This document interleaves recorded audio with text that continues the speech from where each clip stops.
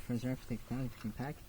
I'm gonna go ahead and replace the solenoid here because it's just kind of taking a little bit too much energy to have to start it. It's got about 12 volts, but it seems like it's a little like there's some resistance in there. So I got this little deal here, and we're gonna go ahead and loosen it up. So, and then we're going to,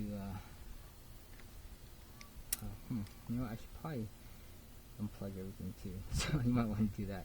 Make sure everything's unplugged, and then we're gonna basically take that off, and then that should come off, and then we will then swap out all the cables, and we'll put this guy in. Okay, so let's go ahead and do that real quick. I'll make sure.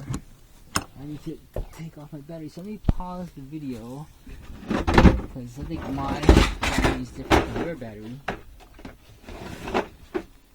And, make sure that I have. So let's go ahead and do it. Anyways, this is the one you need for the Onan 4000 generator. It's a really old generator, but this is what happens right now.